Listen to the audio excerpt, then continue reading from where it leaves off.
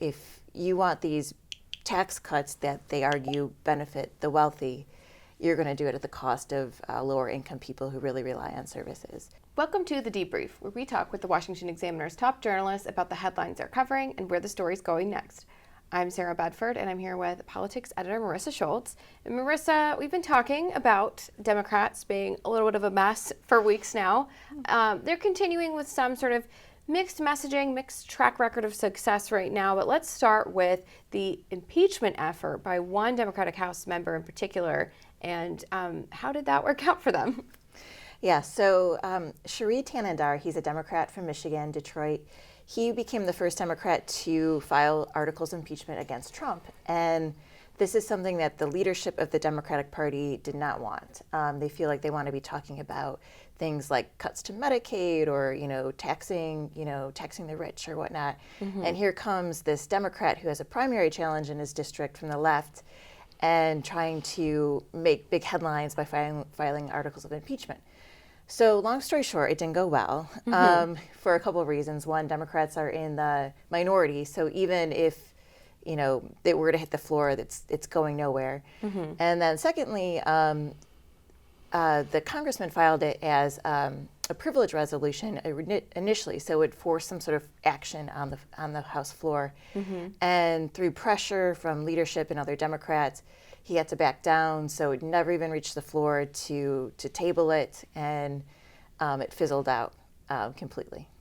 And it sort of feeds this narrative that Democrats were never going to give to Trump a fair shake, right? That all they want to do is impeach him. Trump has been sort of saying that for years, right? And it feeds that narrative. But this isn't the only thing that's going on with Democrats right now. There was also a race in Omaha, Nebraska that is maybe a rare bright spot for them, right? Yeah, so despite all this and all the talk that we've had about Democrats, having struggles of finding their voice and not getting on the same page and infighting between the party, between senior Democrats and sort of these young up-and-comers that want to sort of clear out the older generation.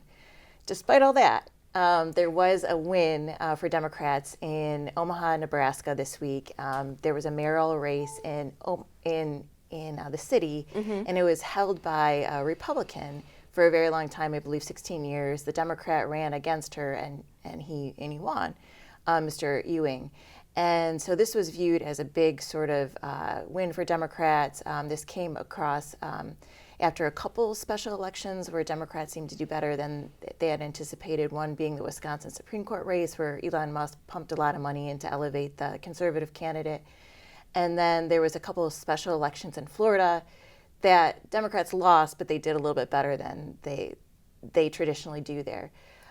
So as a party, they're saying this is a sign that Trump is, dragging down the party, and if we can just stay focused on positive messaging, maybe there's good things to come for us in 2026 when Trump is off the ballot. And you mentioned earlier the reconciliation bill that Republicans are trying to get over the finish line.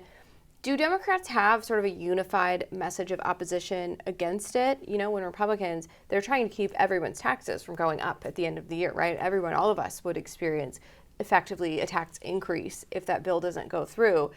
Do Democrats have a good message about why they don't want that to go, why they want to oppose that bill? And are they all sort of singing from the same song sheet?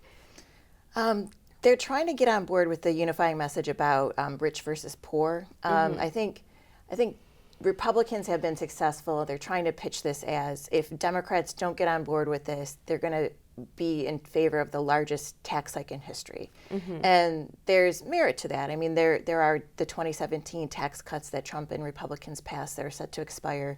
So if this big, beautiful bill doesn't pass, everyone's taxes are essentially going to go up.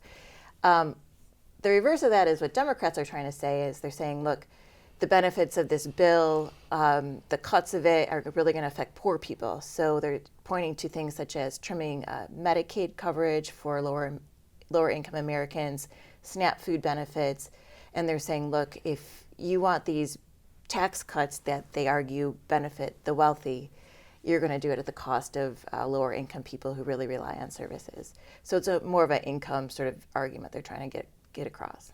Well, Marisa, thank you so much for being here today.